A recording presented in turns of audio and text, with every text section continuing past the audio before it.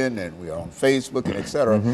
And we're in many instances doing that alone. That's right. Without any kind of interaction or without any kind of understanding. I understand exactly what you said. And that's exactly what I mean.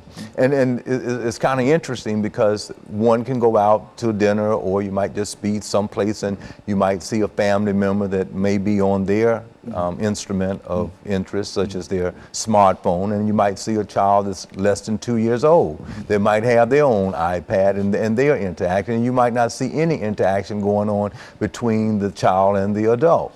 And the child might prefer that other instrument. And or so, you might go, as I see often do, go to a restaurant. Yes. And see 4 people at a table, and everybody's got the same instrument. Yes. But they're dealing with different things. There's no communication among those individuals at that table. Absolutely. Unless they are tweeting one another. That's right, and they're more than likely not. Yes. So if a father, now let's look at it from a point of the development of human societies.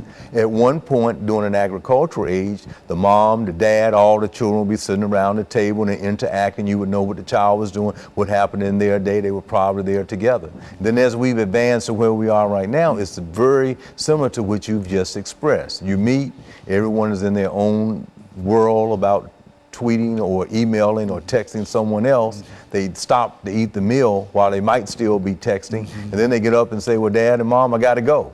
And so you really haven't had any communication or any love or family interaction at all.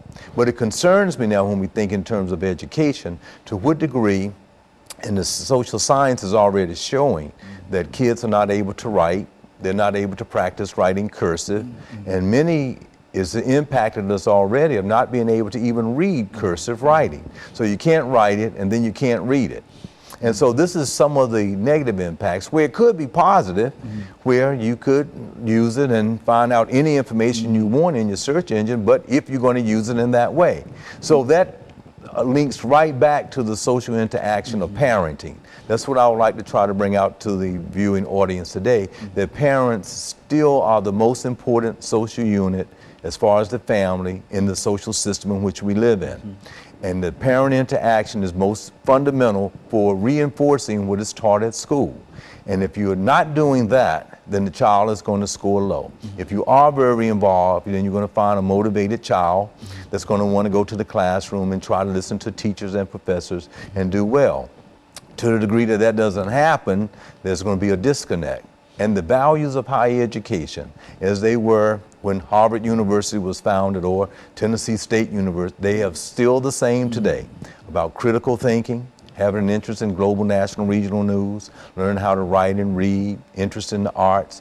Those things are still basic and fundamental. Abstract thinking, those are still the same. So if you have another technique of doing that, then fine. But if it's removing you from having that interest, as Piaget would say, the formal operational stage of cognitive development, you can get stuck in the third stage of the concrete operational stage, where you touch a button and something pops up.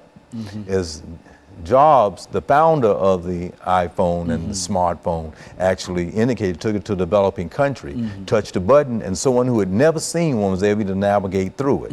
And if you recall, he took it to a lion's den and put the mouse out there with the iPad, and it actually touched it and navigated through it. So we can be at the concrete operational stage, and at 12 years old, you can be at the formal, but if you're not practicing and using it, you'll lose it. And that human interaction is still one of the most important things in education, regardless of the technology, iPhones, smartphones, etc. And of course, let me thank you, Dr. Sanford, for bringing by that excellent information. And let me encourage our audience to tune in again next week for another informative edition of Comments. Thank you and good morning.